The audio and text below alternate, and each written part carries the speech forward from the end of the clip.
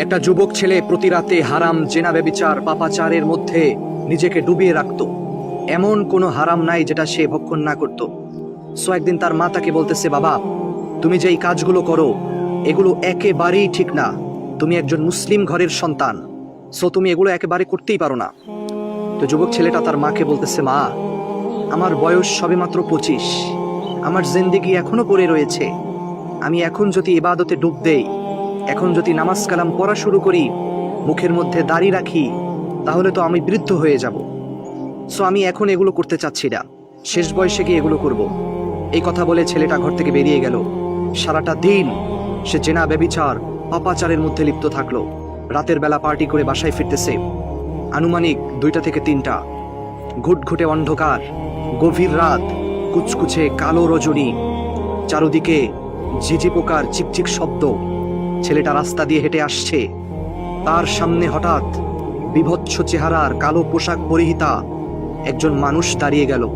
তার চোখ দুটো জ্বলজ্বল করতেছে। প্রতিটা পশমের ফাঁক দিয়ে প্রবাহিত হচ্ছে আগুনের ফুলকি। ছেলেটা তাকে দেখেই তার কলিজাটা শুকিয়ে গেল। সাথে সাথে ছেলেটার সাহস নিয়ে লোকটাকে জিজ্ঞেস করলো যে আপনি কে?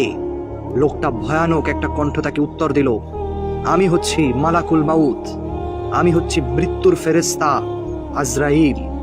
বলে, আমার কাছে কেন এসেছেন? আজরাইল বলে, তোমার সময় শেষ, দ্য টাইম ইজ আপ, তোমাকে আমার সাথে এখন চলে যেতে হবে। এই কথা বলার সাথে সাথে যুবক ছেলেটা বলতেছে যে না, আপনি আমাকে এখন নিয়ে যাবেন না, আমাকে একটু সময় দেন, আমি একটু ইবাদত করতে চাই, আল্লাহর কাছে আমি খালি হাতে যেতে চাই না, আপনি আমাকে একটু সময় দেন। সো এটা বলার পরে আজরাইল বলতেছে যে না, আল্লাহ তোমাকে আর একটা সেকেন্ডও বেশি দেবে না। দুনিয়ার জমিনে তোমাকে 25টা বছর দিয়েছে, কিন্তু তুমি নিজেকে শুধরাইতে পারো নাই, আল্লাহর জন্য প্রস্তুত করতে পারো নাই। তুমি সারাটা দিন অপকর্মের মধ্যে লিপ্ত ছিলে। তো তোমার সময় শেষ, তুমি চলো। তার রুহটা কবজ করা হয়ে গেল, মৃত্যুর কোলে ঢলে পড়ল। তার লাশটা কবরে রাখার পরে ওখানকার মসজিদের ইমাম সাহেব বলতেছে সকলের উদ্দেশ্যে যে ভাই, আপনারা দোয়া করবেন ছেলেটার জন্য, ছেলেটাকে যেন আল্লাহ সুবহানাহু ওয়া তাআলা জান্নাত দান করে। এটা বলার পরে কবর থেকে একটা গাইবী আওয়াজ এসেছে। ওখান থেকে বলা হচ্ছে যে তাকে 25 বছর সময় দেওয়া হয়েছে, কিন্তু নিজেকে শুধরাইতে পারে নাই।